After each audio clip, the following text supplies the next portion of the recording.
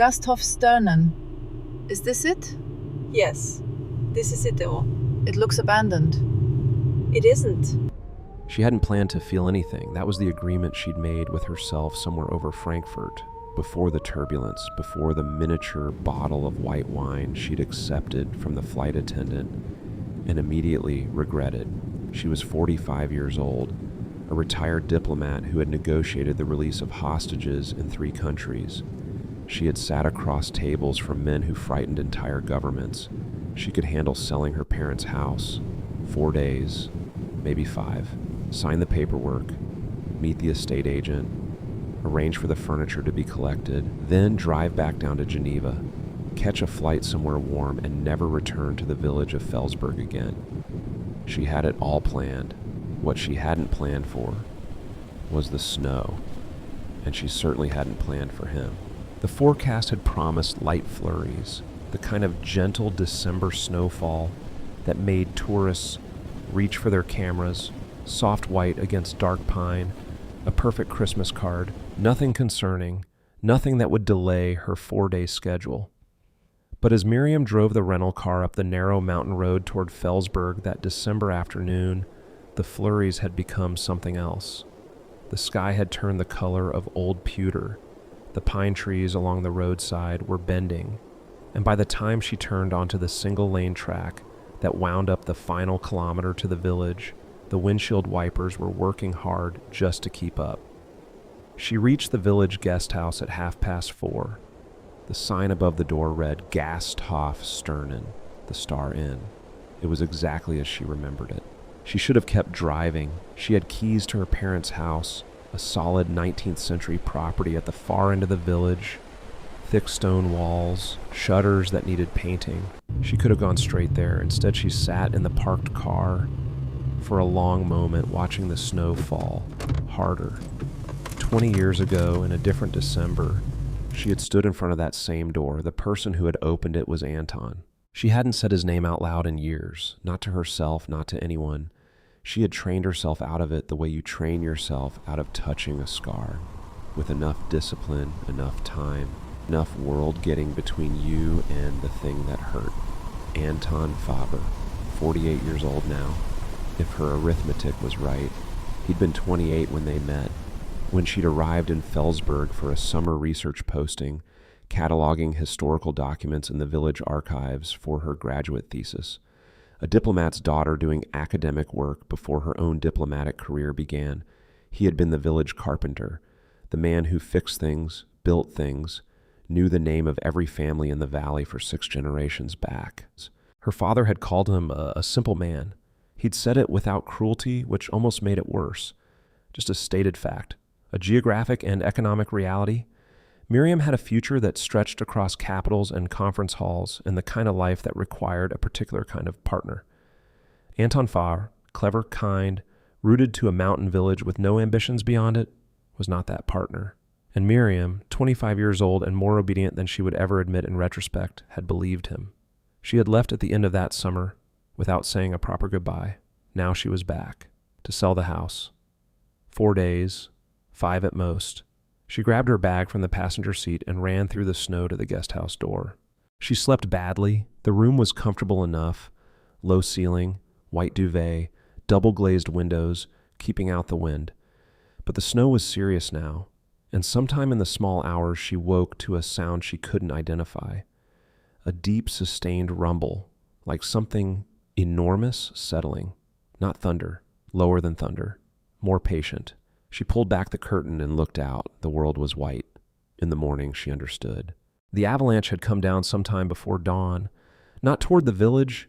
Felsberg sat in a protected pocket of the valley, shielded by a ridge the locals had relied on for 2 centuries. But the single road connecting Felsberg to the main valley below, the road she had driven up the previous afternoon, was gone.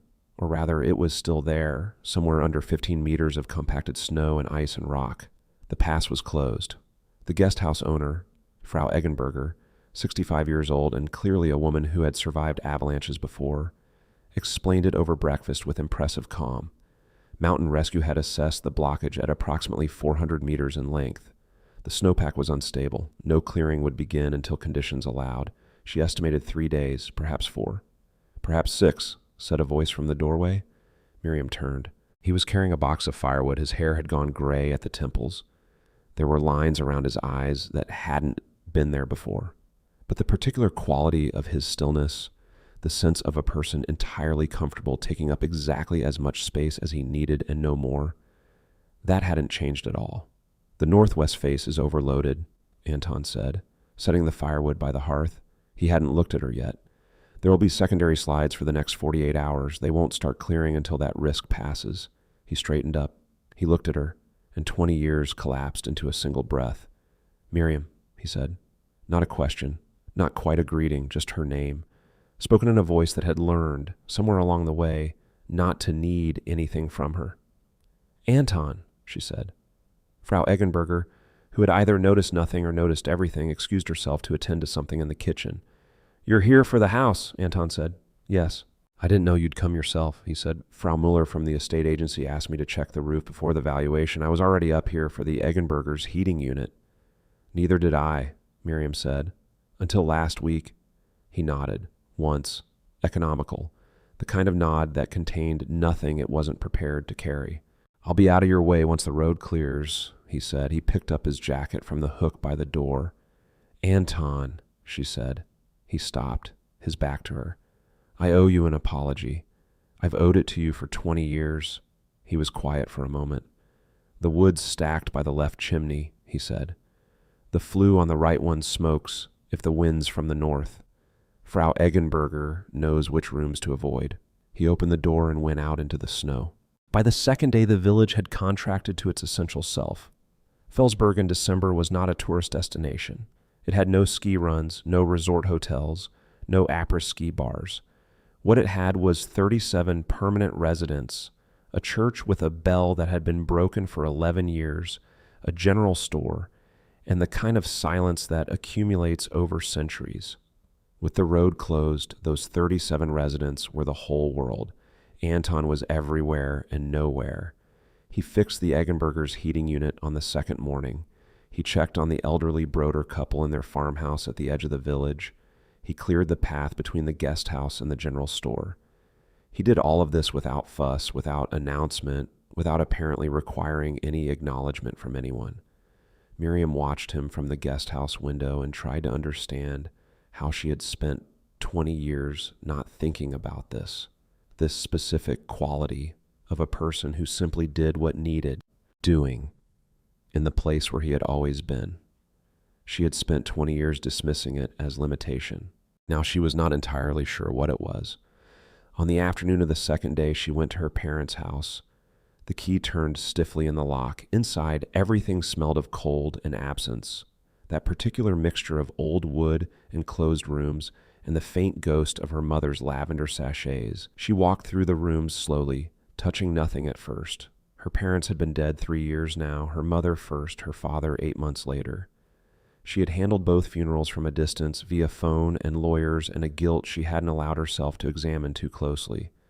In her father's study, she sat at his desk, the desk where he had sat 20 years ago, and told her that Anton Favre had made a decision, that he had been offered a sum of money, a generous sum, her father had said, an appropriate sum, and had accepted it, that he had understood ultimately that Miriam's future required a different kind of partner. He had shown her a document, a signed agreement. She had believed him. She had not asked to see Anton. She had not written to him. She had not called. She had packed her things and left Felsberg, and she had spent the next 20 years building a life that looked, from the outside, exactly like the life her father had planned for her. Successful, respected, married for 11 years to a diplomat whose emotional unavailability she had mistaken for sophistication.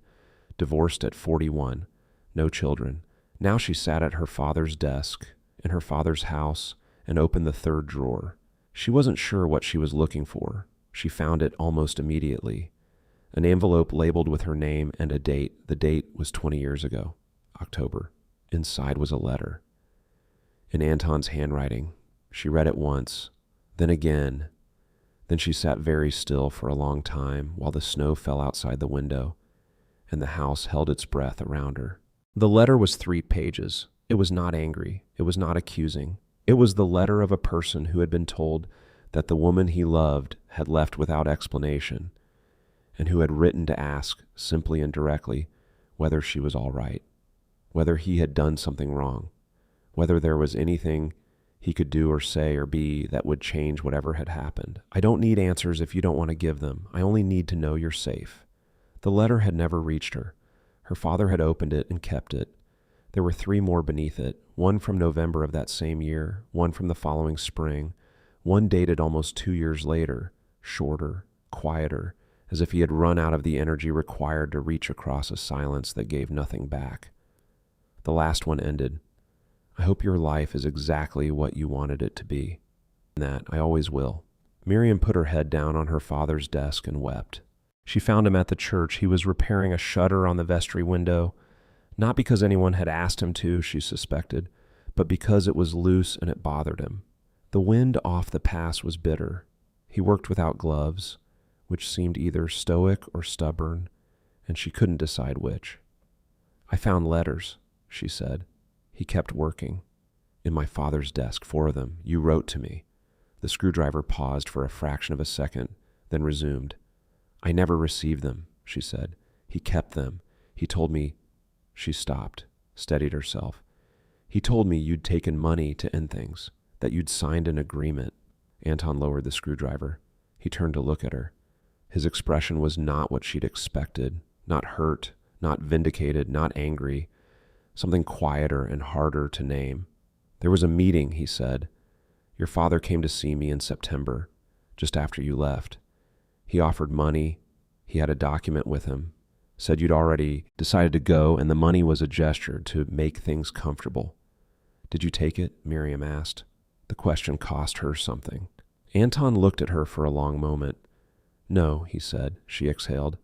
But I didn't sign his document either, Anton said. And I wrote to you because I thought, I don't know what I thought, that maybe you hadn't decided, that there might be a version of events where you'd simply not had the chance to explain. There wasn't, Miriam said. I believed him. He told me you'd agreed, and I believed him, without asking a single question. The wind moved through the pine trees above the church. Snow shook from the branches in small, quiet falls. You built a life, Anton said. It wasn't accusatory. It was almost gentle. I built a replica of one, she said. I got divorced at 41, retired from the diplomatic service at 43, spent 2 years asking myself what I actually wanted, and the only answer I kept arriving at was, go back to Felsberg, sell the house, close the chapter. Is that what you're doing? He said, closing the chapter. She looked at him, at the lines around his eyes, at the gray at his temples, at his hands, the hands of a person who built things and fixed things and stayed. I don't know anymore, she said. He considered that for a moment. There's soup at Frau Eggenberger's at 6, he said finally. She makes it too salty, but the bread is good. Something halfway between a laugh and a breath escaped her. I'll be there, she said. They did not fall back in love the way it happens in stories. It was slower than that and more tentative and considerably more uncomfortable. 20 years of silence don't dissolve over soup, however good the bread is. What they did instead was talk, carefully at first, in the way of 2 people who have each independently cataloged how they were hurt and who are now discovering that the catalog belongs to a shared history. On the 3rd day, Anton showed her what he had done with himself. He had built the village a clinic, not a hospital. Felsberg was too small for that, but a proper medical consulting room with a defibrillator, a well-stocked medicines cabinet, and a direct connection to the emergency services in the valley below, which had not existed before. He had fundraised for it himself, applied for a regional grant, and spent 2 years of Saturdays on the construction. The Broder couple at the edge of the village, he said. Ernst had a cardiac event 4 years ago, 20 minutes before the emergency services could reach us from the valley. 20 minutes. He paused. We had nothing to offer him. Did he survive? She asked. He did. No thanks to us. He looked at the clinic. Next time we'll be ready. Miriam looked at the small, solid building with its clean lines and its simple sign. She thought about what her father had said. A simple man, as if staying, as if choosing the place where you were needed and doing the work that needed doing were a smaller kind of life than the one you could accumulate from constant movement. She had spent 20 years moving. She had accumulated a great deal. A career, an apartment in Geneva, a divorce, a diplomatic passport full of stamps from capitals that had started to blur together after year 12. And this man had built his village a clinic. On the fourth day, she told him about the marriage, the diplomat she had chosen because he was safe in the way her father would have approved of, intellectually credentialed, professionally accomplished, emotionally absent in a way she hadn't recognized as absence until too late. The years of being in the same rooms and feeling entirely alone. He listened without interrupting. On the fifth day, the snow had eased, and they walked to the edge of the village and looked down at the blocked road and the mountain rescue crews who had begun their cautious survey of the snowpack. "They'll clear it tomorrow," Anton said. "Maybe the day after." "I know," she said. They stood in the cold, their breath visible between them. "I'm not the same person who left," she said. "I know that too," he said, a pause that contained 20 years. "I don't know what I'm asking for," she said. "I want to be honest about that. I just needed you to know that leaving wasn't a choice I made. It was a choice that was made for me, and I let it be, and I have to live with that." He was quiet for a long time. "I've thought about this moment," he said finally. "For a long time, I thought I'd have something clear to say, something that resolved it." He looked at the mountain. "I don't. Neither do I," she said. "But I'm glad you came back," he said, "even if it was just to sell the house." She looked at him. "I'm not selling the house," she said. It surprised her as she said it, the certainty of it arriving fully formed, not a decision she had made, more like a fact she had simply noticed. "I don't know what I'm going to do with it, but I'm not selling it." He looked at her. For the first time in 6 days, he smiled. The road was cleared on the morning of the 6th day. Miriam stood beside her rental car in the early light, bag in the boot, looking at the village, the church, the clinic, the guest house with its worn sign, the houses climbing the slope, each one a story she only half knew. Frau Eggenberger hugged her and said to come back in spring, when the valley was beautiful. The Broder couple waved from their farmhouse door. Anton walked with her to the car. They stood in the cold for a moment, neither of them particularly comfortable with endings. "I called the estate agency," she said. "Canceled the valuation." "I heard," he said. "Small village." "I'm going back to Geneva," she said. "Things to sort out, an apartment, some furniture that needs to either be kept or given away, a life that needs," she searched for the word. "Reconfiguring. That sounds like work," he said. "It is," she said, "but it's the kind I want to do." She looked at him. "Can I call you? I'm not asking for anything you don't want to give. I just—" "Miriam," he said. "Yes?" "Call me," he said. She got in the car. The road was narrow and winding, and the snow was beautiful on either side. And as she drove down the mountain, she kept her eyes forward because she knew that if she looked in the rearview mirror, she would see Anton standing there watching her go, and she wasn't sure she could keep driving if she did. She looked anyway. He was still standing there. She kept driving. There was a particular kind of damage that parents do not mean to do. They look at the person their child loves, and they see the map of a life, and the map doesn't match the one they've been carrying. And they say, "This road doesn't lead where you need to go." And they say it with such certainty, such obvious love, that sometimes the child believes them. Sometimes that belief costs years. It cost Miriam 20 years, a marriage, a career she no longer wanted, the particular loneliness of a life lived in elegant rooms with the wrong person. It cost Anton things he would never say out loud, but she had seen the clinic, she had read the letters, she had stood beside him in the snow for 6 days, and understood that some people build things out of grief the way others collapse under it. She had a great deal to reconfigure, but she had his number now, and a house in Felsberg, at the top of a mountain, waiting. And somewhere between Felsberg and Geneva, somewhere above the Alps, in the thin winter air, she made a new agreement with herself. This time she was not going to believe anyone who told her which roads were worth taking. She was going to find out for herself. The valley in April is a different world. Green has returned to the lower slopes. The road up to Felsberg is clear and dry and navigable. Wildflowers have appeared along the verges, small determined things that survive the winter by not asking anyone's permission. The house at the far end of the village is no longer cold. Miriam has repainted the shutters herself. She didn't know she knew how to do this, but it turns out the knowledge was there, waiting. The windows are open for the first time in years. Her mother's lavender sachets have been replaced with fresh ones. She is not sure yet what her life here looks like. There is consulting work she does remotely, a spare room that might become a study, a neighbor who brings fresh eggs on Tuesdays without explanation or expectation. The neighbor is not Anton. But on Saturdays, there is soup at the Gasthofsternen, and the bread is always good, and the person across the table is someone who wrote her 4 letters when he had no reason to believe she would ever receive them. Some things, it turns out, survive a great deal, including the people who choose to stay.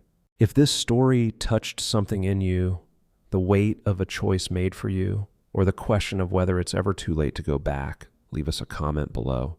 Tell us about a moment when you found your way back to something you thought was lost. And if you know someone who needs to hear that second acts are real, that the road back is real, share this with them. It might be exactly what they need today. We'll see you next time.